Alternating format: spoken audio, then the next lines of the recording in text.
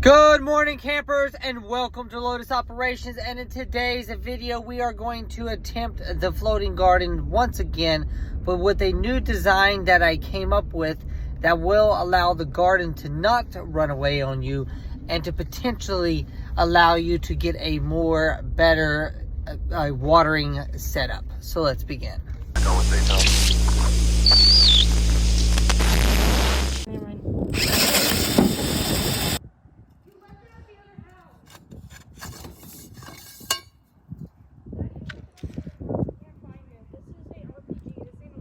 And welcome back, campers, to Lotus Operations. And here we are at our official watering hole that we are going to be doing the rest of the video at. Now, with this type of floating design that I am doing right now, listen to the ducks back there.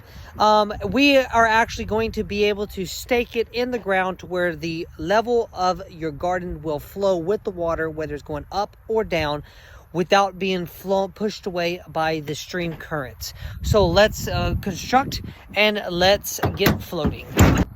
Okay, guys, so as you saw in a previous video, let me dump this over here, is you saw I had the holes drilled. Now, in a true survival situation, if you don't have power or way to drill the holes, you're going to have to just tie your a string to the edge for the poles to go up and down in, because, you know, we like to go up and down in some holes.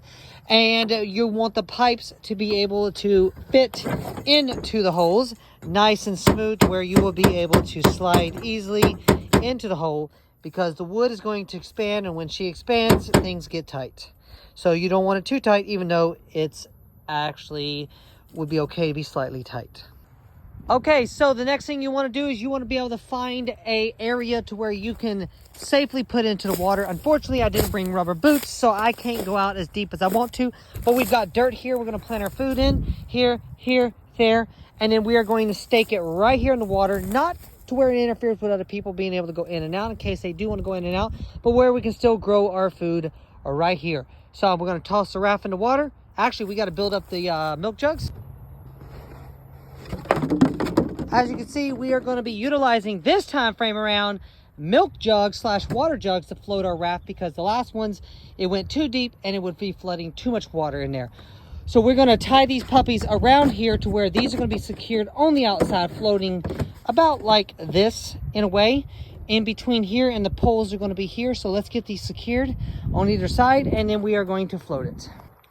So as you can see, we did not waste any resources here whatsoever. I used the rope from the previous video, and I had extra in case I needed it from shoelaces.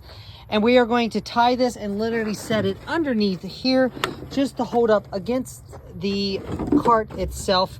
And the jugs, in theory, should hold up the entire thing. So let's see how well it floats. And then we're going to stake the poles and then plant our food.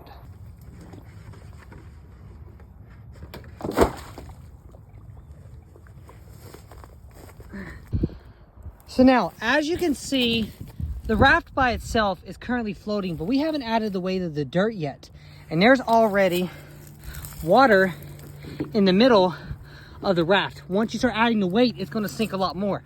And the purpose of these jugs is to help keep it afloat with the weight of the dirt on top of the raft. So we're going to throw our poles in. You can throw 4 poles if you want to, 2 poles, 3 poles, depending upon what you feel more comfortable. It's up to you. I won't be able to get 4 poles in because I don't have rubber boots. So I'm at least going to put 2 poles in to hold it up.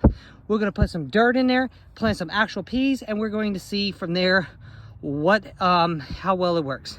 So let me do that and I'll get back to you.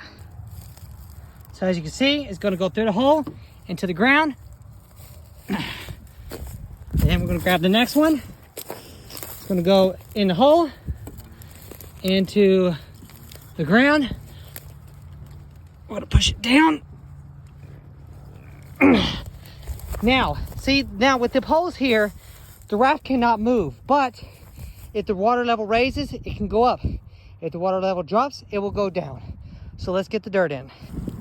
And here we are finding our makeshift hammers for survival purposes. You want to find what's around you. We're going to hammer the 4 poles in. I was able to actually get 4 poles in, which is amazing. Huh.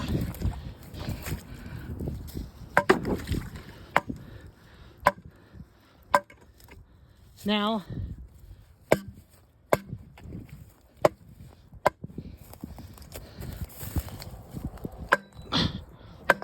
this thing is secured and floating, so let's get the dirt on.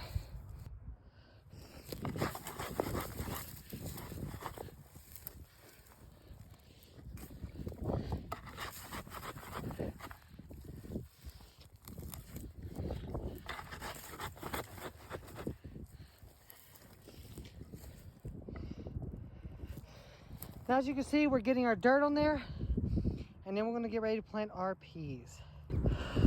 Okay guys, as you can see, we got peas and green beans.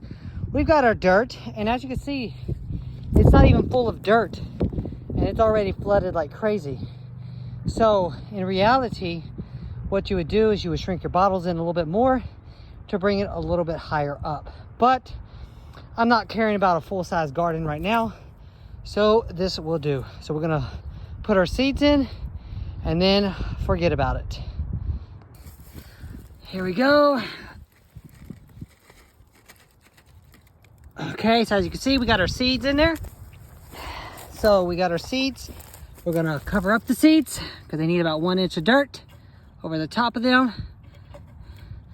And then we are going to hope and pray that this idea works, because if this idea works, then this will alleviate a lot of stress in a survival situation, because now you let the natural hydroponics ideal take over and grow your garden for you. The principle basically is you've got your water source, you've got your natural element creatures in there that is swimming around that will basically create the waste and the nutrients, and you got your plants, which helps to create more nutrients. So we got a natural, non-electric hydroponic system that's taken over. So then I'm gonna throw a little bit of water on top to initially water the plants, seeds, and in 10 days, they should be germinating. So we're gonna come back 10 days from now and see what happens. Okay guys, so well, as you saw, that is how I am creating my non-electric hydroponics system, to where there will be less stress when things collapse. And if they do end up collapsing, you have to grow your food from scratch. Will this work? There's not a 100% guarantee that this will work. Is it possible that it will work? Yes, we have a high possible chance that this will work. And like with growing any type of food, you got to know if your water source is poisonous, if it's toxic, if it's contaminated, stuff like that, because you don't want to put those items in the food. But for this video purposes only, I'm not too worried about this water source, because I'm not going to eat these plants. I just want to see if the idea will work. And then from there, I will find a reliable water source to grow my food if things do collapse. Hope you liked the video. Stay tuned. Like I said, 10 days from now, I'll throw up a short to see if this is actually working or not. So Lotus Operations out, and y'all take care.